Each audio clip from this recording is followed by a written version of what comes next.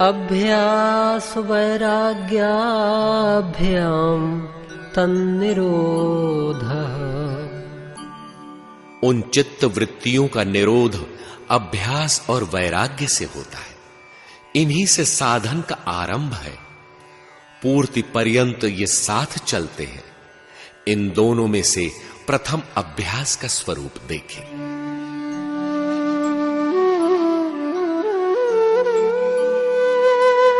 तत्र स्थितो यत्नोऽभ्यासः।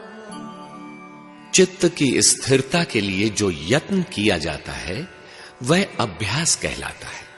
यह अभ्यास वृत्तियों के अंतिम निरोध तक चलता है, इसलिए इसका भली प्रकार पालन करना चाहिए।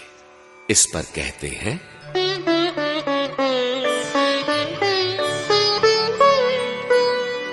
सतु दीर्घ काल नैरंतर्य सत्कारा सेवितो दृढ़ भूमि।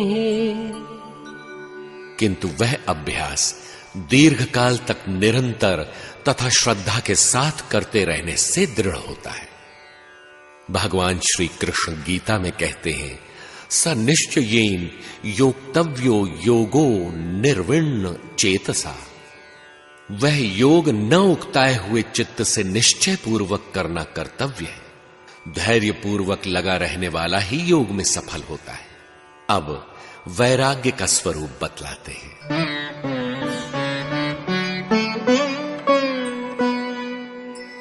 दृष्टानुश्रविक विषय वितृष्णस्य वशीकार संज्ञा वैराग्यम।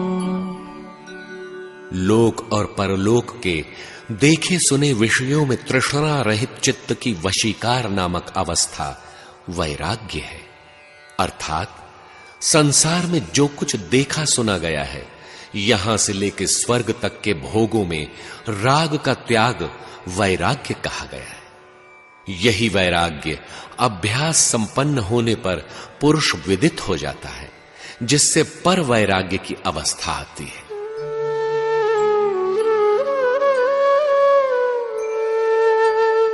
तत्परम पुरुष ख्यातैर गुणवैतृष्ण्यम। पुरुष अर्थात परम तत्व परमात्मा के ज्ञान से दृष्टा के स्वरूप में स्थिति हो जाती है।